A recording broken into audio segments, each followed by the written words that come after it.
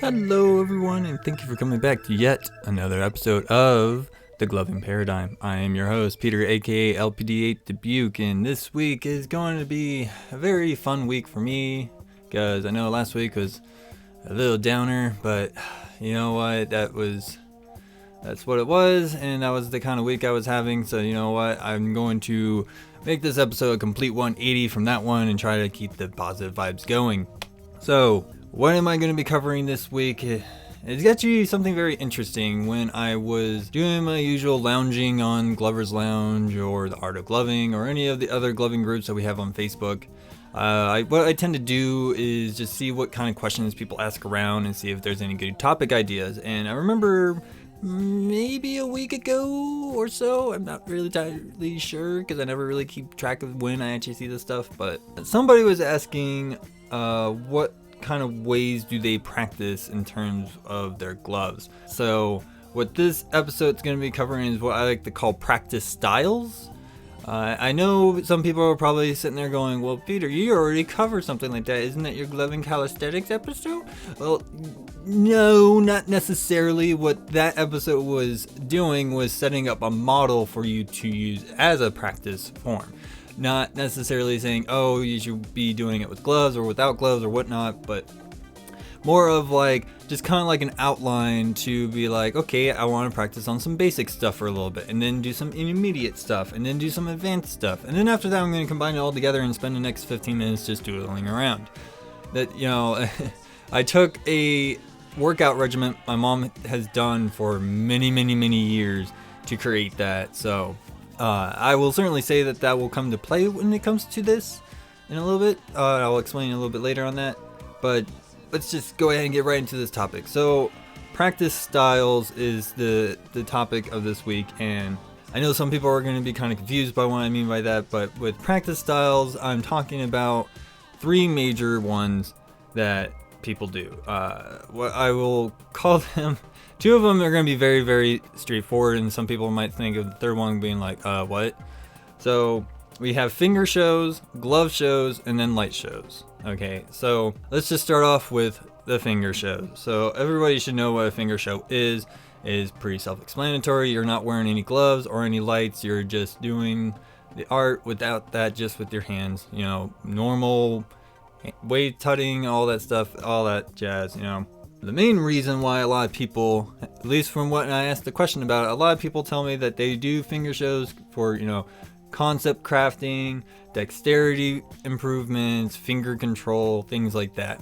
The one thing that's so great about finger shows is that you can literally do them anywhere and you really don't have anything to set up with it. You know, if you want to record it, then yeah, set up your camera and start recording it. It's just as fine doing it in front of a mirror as well. It depends on what you want to do and what you're doing that day. Like, that's the greatest thing about finger shows is you can literally do them at work. You can do them at home. You can literally do them while you're walking down the street. You can literally do them while you're doing your grocery shopping. It doesn't really matter as long as you're getting it done, right?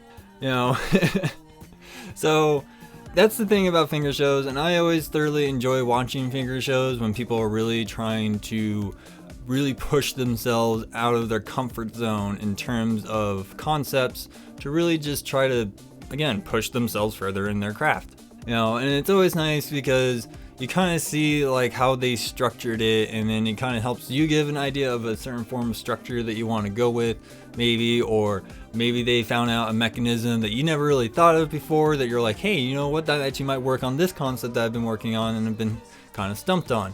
That's one of the things I love about finger shows the most, is that, you know, you're not focused on like where the lights are or what kind of lights they're using or anything like that. You're literally just focusing on their form and technique, therefore, you know, finding ideas to help you solve certain ones that you have. You know, I can certainly tell you I had concepts in my head that I couldn't fully get it all the way down because something was just missing, something was just not connecting properly, and I needed to find that proper connection to make it work.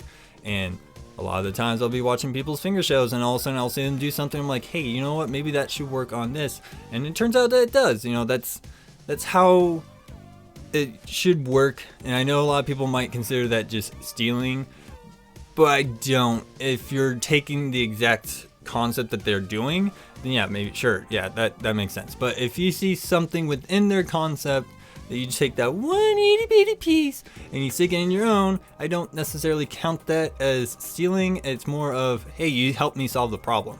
And I will certainly say that if that has happened, I highly recommend commenting on their video and explaining to them, hey, you actually helped me solve a problem. It's really great. Thank you so much. That's, at least give credit where credit is due. You know what I mean? So you have finger shows, which is pretty self-explanatory, and it's pretty easy to do. You don't really need to do anything. You just got to have your fingers working. So now we're going to go into the ones that I don't see a lot of people do, but some people do it. I tend to do this when I actually gotten good concept down and want to push it a step further. And that's going into glove shows, which glove shows is pretty self-explanatory. It's with the gloves, just you don't have lights in them. A little important note, what I tend to tell people if they're going to do glove shows, use blackout gloves, because at least the white tips are going to emulate how your lights are going to be. Not necessarily how they're going to look, but just how their placement and how their movement is going to be rather emulated through the white tips. Okay. And the main reason why I always say that is just, a lot of people I know, I had a lot of people comment that they don't want to use their lights when they're practicing because they want to save battery life. That is totally fine. That's why I always recommend buying a couple pairs of blackout gloves just for that, because you're kind of building yourself up to your full configuration of your lights and your gloves and all that stuff. When you go from finger shows to a glove show, you're just kind of taking that next step forward. Okay, so the thing that I always want to tell people is that, yeah, you can do finger shows and then go straight to your lights, but things don't translate very quickly when you do it that way. So a gradual approach is always a good option for you, and that's why I always recommend doing glove shows as well, because you're kind of getting used to having something on your hands, and you're kind of getting used to maybe some of the constraints that gloves can provide. It's not always all the time, but it is there. I can certainly tell you that, yeah, I can put my fingers together and they can stay in place and maintain that consistency, but if I throw on gloves and I haven't practiced with gloves in a long time, my fingers will slip on each other. So it's helping me slowly adapt to the settings when it comes to gloves and lights. And again, a gradual upgrade from there. Okay, and what a lot of people say when they do glove shows is more of just cleanliness and flow.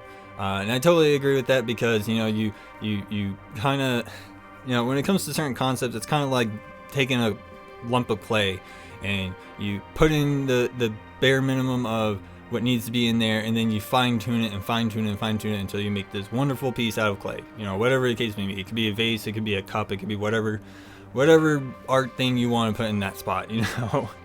Just use some creativity on that. Let your imagination go wild. That's pretty much what I'm going to say there. So one thing I will say though, as a note, when it comes to glove shows, you can have your lights in them. I will certainly say that it's always good to actually have it, practice with the lights in, because you're adapting to the weight of your lights. Granted, not all lights are really, really heavy, but when you also add in your diffusers and you put on the gloves and all that stuff, weight starts to take in a little bit of an effect. Not only that, you're getting used to where your lights are, and you can adapt to them moving around if that's the problem. You can slowly adapt and change your methods to be able to work with your lights in your gloves. Therefore, when you go to do your actual performance, it's all going to be coming out super clean and super well done, and it's going to be well performed in front of your audience, and your audience is going to love it. Okay, so you don't have to have your lights in it. I recommend that you do. I know a lot of people who say I don't want to put my lights in my gloves when I do that kind of practice because I don't want to waste battery life. Most lights now, especially the newest and latest iterations of lights, they all have the lock mechanism, so you can lock your lights from turning on. And I know a lot of people say, well, that takes a lot of time. I understand that. However, if you really want to protect your batteries, use the light lock system. It's there for your convenience. It's not just there so when you're going traveling they don't turn on. You can use that so you can get used to your lights being on your fingers and not have to worry about your batteries. Okay, if you don't want to do that, that's fine. I just recommend buying out blackout gloves, because when it comes to blackout gloves, you need a point of reference. Okay, and the white tips on those blackout gloves is a great point of reference. Okay, because it emulates how your lights are going to be moving not necessarily their patterns or anything like that, which that doesn't matter. As long as your eyes are able to see the lines and the motions that the white tips are making, you're pretty much good to go. So you have those. Now you come to the classic light show. This is where you have your full setup, pretty much your entire full performance. And a lot of people say when they actually do this is literally just fine tuning. And fine tuning is always a good option for you to have. Mostly just because, even when you go through a finger show and then you practice so much on glove shows, and then once you finally get there, you might have a couple little hiccups here and there. It does happen to all of us. Not every light show is going to have this perfect standing. You're always going to have maybe some malfunction somewhere. Maybe a light changes on you that you didn't mean to change. Maybe your pinky light slips off to the side. Things do happen. It's never this perfect formula that can always keep them in perfect place, unless you actually glue them to your fingers, which I do not recommend. Do not do that. For the love of God, do not glue your lights to your fingers, especially to your fingernails. That would be extremely unpleasant to remove. Okay. So when it comes to light shows, recording or doing it in front of a mirror, or actually doing it in front of another fellow glover or somebody who just appreciates light shows, you're literally putting everything that you've worked on into the full performance. Even if it's just a practice performance, you should be treating it, once you get to this point as an actual light show, you should be treating it like an actual performance, because you've been building up to this point to get it to this point. So why don't you treat that as an actual performance, like just taking it as seriously as you should as a real performance? Because you're literally now putting everything to the test. You're literally stress testing your concepts, you're stress testing your practice, you're stress testing everything from your cleanliness to your flow to your technique. All that is coming into play. Therefore, you're just fine tuning it when you have little mistakes, and that's all it is. That's literally how it all goes. And I know to some people, they have that impatient factor where they just want to get it down right there and then and be done with it. But I've said this a million times. I've heard millions of other people say this, but practice makes perfect. Again, what my drill sergeant has always said, blunt force trauma and repetition gets it right every time. So you're going to blunt force trauma that concept, and then you're going to repeat it until you get it right. Okay? That is literally the method that you need to be going when it comes to that kind of practice. And these are just different styles of practice that you can do, And you don't have to be like, oh, well, finger shows can only be for liquid and glove shows can actually be for more tech. You can do that if you want, but in all honesty, just do whatever you want through these. If you're working on a new concept, then yeah, you start with the finger show, maybe move up to a glove show, and then might actually go out to do a full light show. And if you do like a recording of that light show, you don't have to post it. Just have it as a reference point. Have it where you'll be like, okay, I can review myself. Okay, I see where I made a mistake there. I need to work on that part. Oh, look, there's another one. I gotta work on that part too. That's literally how it is. You don't have to post it. I have hundreds of light shows that I've recorded that I never really posted, and I always look back at them as a reference point, because there's sometimes I had really cool concepts that I never thought that I would forget, but I do forget. And when I go back to those videos and I see those old concepts, I'm like, oh, hey, I really like doing that. That was a lot of fun. I'm going to relearn it. That's the beauty about videos, okay? They are always a good coming back to reference point that you can use. So you have those three main styles. Now I know some other people might have a couple other ones they can do. Maybe you add weights to your fingers for strength training or whatnot. I don't really know, nor do I really care, because I don't really see a lot of that stuff actually might be necessary, might be a little bit overkill. But again, who am I to say that you shouldn't do that? Whatever practices work for you, use those to your advantages. Even push the envelope a little bit to see how far you can actually take those practices to help you even further. Okay, so a couple things of note is when it comes to combining practices, I've done plenty of practice episodes on here, so you can take any of those and smash them together, and you have, combining practices. For example, different practice styles with the gloving calisthenics episode. It allows you to maybe have one day where you're doing nothing but finger shows through that entire segment. And then the next time you do it through just gloves, and then the next time you do it with the lights in them. That's any kind of way to help you push yourself up to that point. There's nothing wrong for having a concept take as long as it does to finally become mastered, and because that's how we are, and the level of perseverance for a glover to have to make those new concepts is absolutely paramount. So the other thing I also want to say when it comes to combining these practices is stretching the forms. Now, what do I mean by stretching the forms? So, for example, let's just use king tutting because it's very simple. This happens to a lot of people, especially when they're getting into this concept, is either they have the duck bill or they don't get that full 90 degree when they have their hands pointing straight up. If you get the duck bill, that's always a very common thing for people to do, and the other one just not being a full 90 degree. Taking the forms that you're trying to achieve and stretching those so your hands or arms or wrists or whatever appendages that you're using to make that form, stretching it so it can get to that form is another great thing. And of course, I would also say that you don't necessarily have to wear your gloves or wear your lights to do that, but sometimes you actually need to stretch while you're wearing those so it doesn't hurt to kind of get used to doing that. And of course, one of my favorite things when it comes to this is creating drills. Now, I know a lot of people are going to be like, wait, what are you talking about? So, there are tutorials out there that, they either have like an 8-step system, maybe a 16-step system. I've seen one with like 24, which I know that's a lot of steps for a tutorial, but you know what? It exists.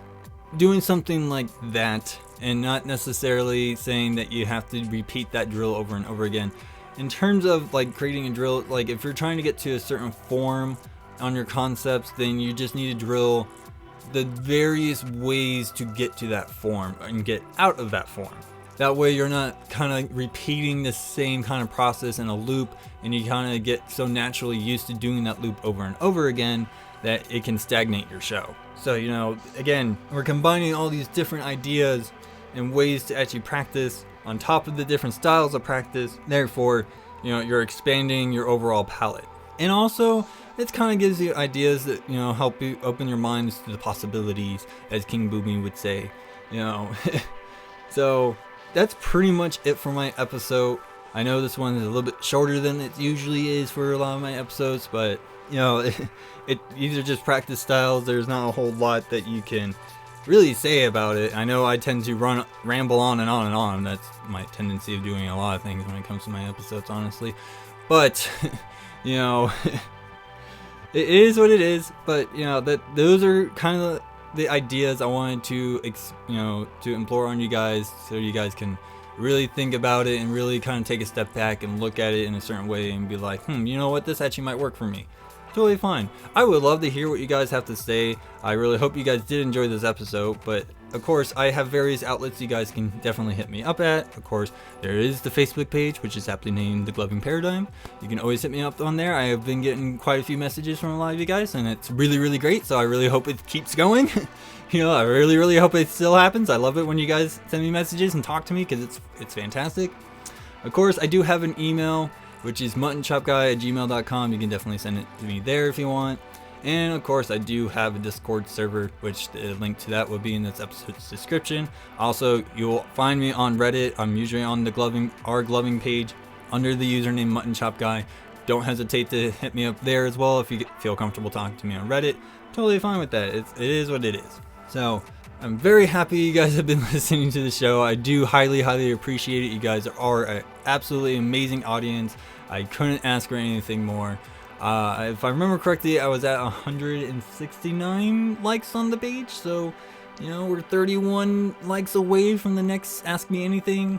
If you guys would be so kind to actually share and let people know that I'm out here just doing my normal thing with the recordings and posting it online and letting you guys just listen away while you guys plug away at work or whatever it is you guys do on your daily basis.